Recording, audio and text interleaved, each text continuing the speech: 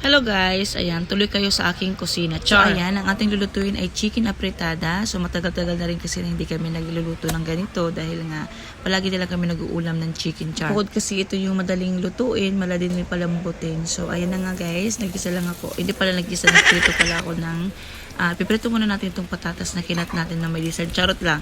So, ayan, isunod din natin dito yung ating carrots na meron din siyang design sa pagka-char. So, ayan, paulit-ulit ko na ito niluluto guys. Pero paulit-ulit at paiba-iba na lang talaga yung ating sangkap na nilalagay. Dahil nga, pagka palagi-lagi na lang yung ganun pa rin yung panlasa nila, naghahanap din sila ng kakaiba. Ayaw din naman kasi yung mga bata kumain ng isda, lalo na pag isda, ayaw talaga nila kasi ayaw nila natitinik sila. So, pag baboy, madalas na rin magbaboy. Kaya sabi ko, chicken mo yung gusto nyo. So, ibay naman natin ng luto. Apretada naman. Actually guys, hindi naman kayo palagi nagluluto ng ganito, madalang. Pero kasi, gusto nila yung may sauce daw, yung may sabaw. So, ayan, ito na lang ginawa ko. So, alam nyo naman siguro guys kung paano lutuin to. Wala lang, i-share ko lang sa inyo. Char. So, ayun na nga guys, ito palang kawali na ginagamit ko. Ito pala ay galing kay Isabela o kay Isabella. Yun, hindi ko alam. Basta yun ang kanilang shop. And then itong aking mga sandok, silikon to guys.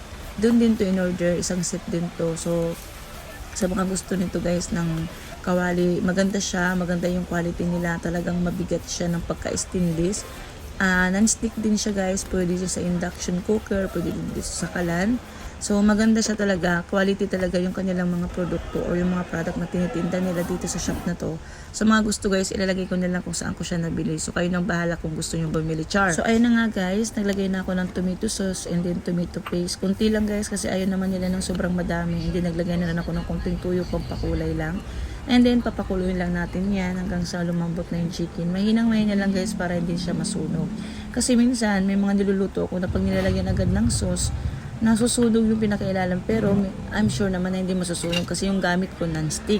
Iba talaga pagka yung product or yung inyong mga nilulutuan ay medyo quality kasi pag nagluluto ka, hindi ka matatakot na baka mamaya masunog or minsan may mga niluluto kasi ako na parang may mga nabili kasi ako dati ng mga lutuan na hindi ko na mamalayan, nagbabalat na pala yung pinaka-non-stick niya, natatanggalan na siya. So, ayun. Pero magaganda pa rin yung quality. Nagagamit ko naman ng mga ilang bisis. Pero, ayun nga, hindi nagtatagal. Ipa pa rin talaga yung mga product na nabibili mo yung medyo may kamahalan ng konti. Kasi nga, masasabi mo talaga na hindi ka magdududa sa quality nila at hindi ka matatakot na baka mamaya may mga nasama na palang mga chemical na galing dito sa ating mga lutuan. So anyway guys, luto na yung ating chicken apretada. Ganun lang kadali guys. Creamy siya kasi meron pa akong quick melt na nilagay dyan na cheese. So ayan, every time na nagluluto ako ng mga ganitong ulam guys, hindi pwede na walang cheese kasi yun ang kinasanayan nila sa panlasa nila. So ayan guys, luto na siya. Pwede na natin to i-serve at pwede na tayong kumain dito sa ating ulam. Pero wait lang guys, kasi nga mayroon kaming kanin lamig. So ngayon ay ating tawag dito, isasangag natin yung aming kanin na bahaw or kanin lamig. Kasi yung kanina na kanin namin ng tanghali, so isasangag ko siya para mas masarap at masarap i-partner dito sa ating chicken apretada. So ayan na nga, nagisa na nga ako ng maraming bawang. Isang buo yan na bawang.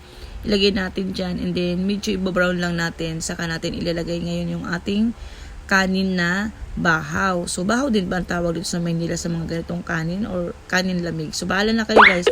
So ngayon guys, ayan, itong mga sandok or itong sanshi ko na ginagamit ay from kay Isabela. Naglagay ako ng asin sa aking sinagag. So lutuin lang natin yan guys hanggang sa maging maluto yung ating kanin kasi mas masarap sa sinagag yung lutong-luto yung kanin na pag sinasangag at hindi dumidikit talaga sa ating kawali.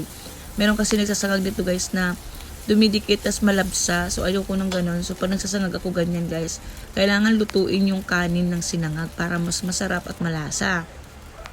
And then ayan, natapos na nga siyang lutuin yung sinangag natin. Ito yung ipapartner namin ngayon sa aming chicken apretada. So ayan guys, ganun kadami yung aking nasangag na kanin. Minsan pa nga gusto nila yung sinangag lang talaga yung ang tawag dito sinangag na yung aming kanin. So minsan pag gusto kong magsangag, yung bagong kanin or bagong luto na kanin or bagong sinaing, sinasangag ko yan. So ayan na nga guys, kain na tayo. Tara sabayan nyo ako at kumain na tayo. So kayo guys, ano yung ulam nyo na prepare ngayong gabi? So sa akin ito ay chicken apretada with sinangag rice. So, ayan lang guys. Thank you so much sa inyong mga pag-follow at panonood sa aking mga video. Yun lang. Bye! Ingat kayo palagi.